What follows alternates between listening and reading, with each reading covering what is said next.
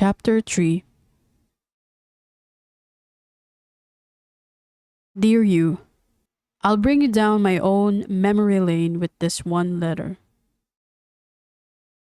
When I was in my last year in high school, I met a girl in my class named Marvy.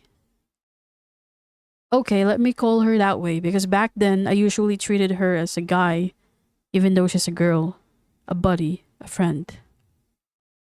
She had this thick, squared eyeglass up to her nose, hiding the beauty of her small eyes. She had this long, burnished brown hair, and to tell you honestly, she's neither that beautiful nor plain. I mean, she looks absolutely fine with me. And so the situation with me and her is also the same. Neither beautiful nor plain. Not until the second quarter of that school year started that I began to discern something not quite ordinary when it comes to her treatment towards me. She becomes this mildly short-tempered girl whenever a classmate of us talks about me or things in school that involves me. Whenever I try to talk her out, she becomes a snappy, cold friend to me and answers my questions in a clipped, angry manner as if she doesn't want to talk to me at all. I thought about the many reasons why she had become like this. And believe me, I tried to think about here and then of what could I have done to evoke such attitude, but I found no valid clue to what she is holding back. This whole thing got me into wondering, most especially when I started to notice that her friends act so weird whenever I happen to pass by their group at break times. They would lower their voices and talk oh so quietly when I'm about to walk further away. This type of thing seems so strange to me that I forcefully get Marvy into talk one afternoon at our room where I have her alone with me and all.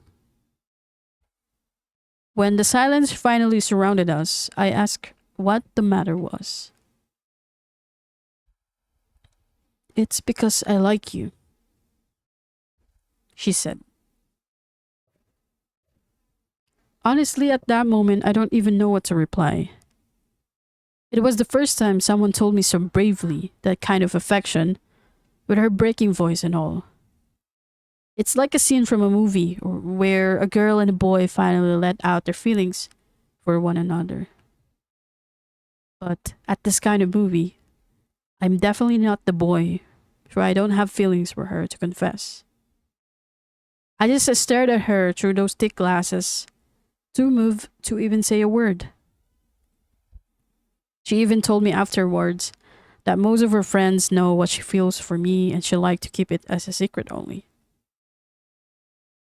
She expects me to say something in return, but the only words that slipped out of my tongue was, "I think you made such a good friend of mine, Marvy." And guess what? With just a firm shake of her head and a curled fist, she's instantly gone away from the room, leaving me alone.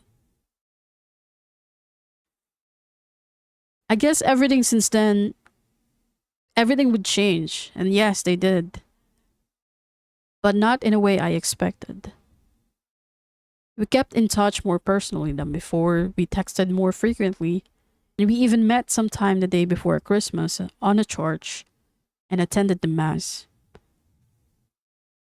I believe I have developed some feelings for her and actually like her. There are even ones in my life that I look at her from afar and wondered what I like about her the most, and I found none. I realized back then liking someone doesn't have to have reasons. I mean, you just do.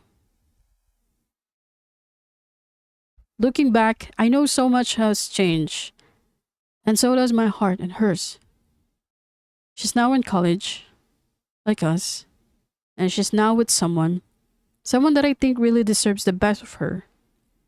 And I wish deserves the best of them together as well. Looking back, I know she's different from you, or rather, her love is so much more different than the love that grew in me for you. I still remember her as clearly as yesterday, and I still wonder what could have happened if we never have to grow up, to live our own lives in separate ways. Maybe she wouldn't find the guy she's with now, and I wouldn't cross paths with you. I'm glad we're given the time to grow up.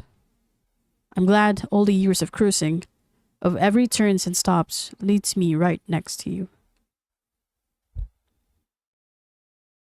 Well, now I think I need to run away from this memory lane. And thank you for running with me. Sincerely, me.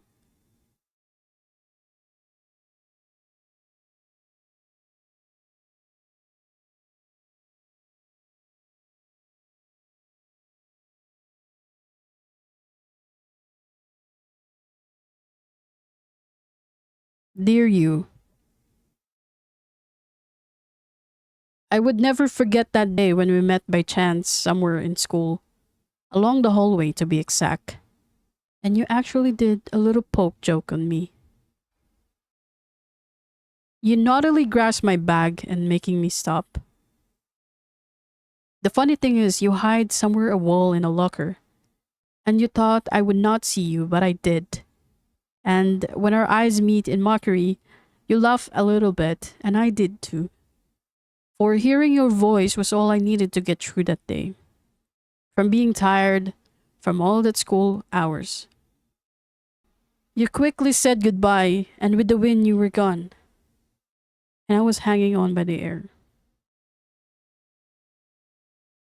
Following days after that, I remembered that I've sent you a photograph through chat that I think best describes the feeling. I wish I knew you earlier. You were modest about it, and you said that it's not too late for us to actually bond. My hope has been lighted by that, and I think for the next couple of hours we chatted. And it was a delight for me, really. You were different from any girls I've met, and you were common and uncommon at the same time. I can sense your purity, the candidness you possess inside.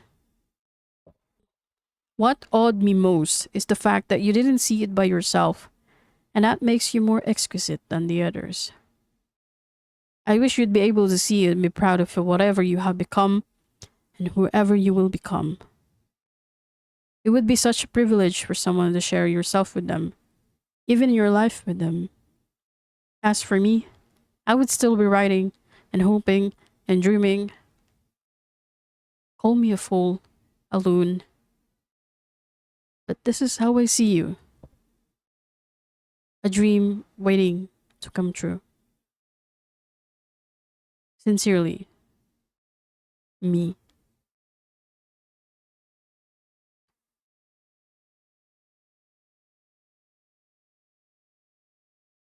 Dear you,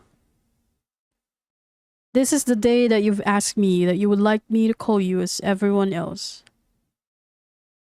Through your nickname.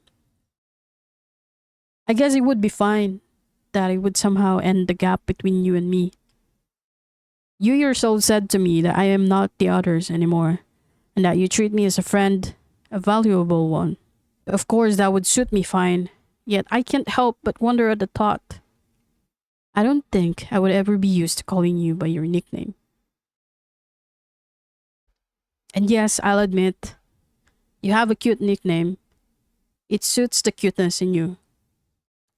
Yet, promise me don't be such a downer when you finally read this. For I really had no way to see myself calling you by your nickname regularly. For me, if I should call you that way, it would mean that we're really close. That I would know everything about you. Well, not everything, but most of the things that build the enormousness of you. If I would call you that way, it would be when we've really known each other's world, and when we really know what one of us does really mean for one of us. I know it's unreal, weird almost, yet this is how I would want the calling thing to be. I promise I will get myself used to calling your cute nickname. Good night. Sincerely, me.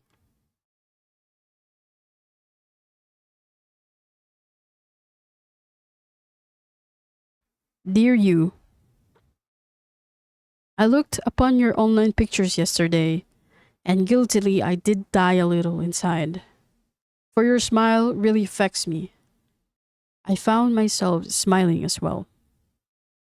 It's like watching your life, all that you have been through in a sequence of photographs. I take it you have a beautiful summer back in your province, and I take it you've been happy with how your childhood turned out with friends and family, with the sun to your cheeks, with the wind caressing your hair. I even come across a photo of you holding a guitar within your lap beside a friend. And God, you were cute back there. And I wonder if you ever played a song or two.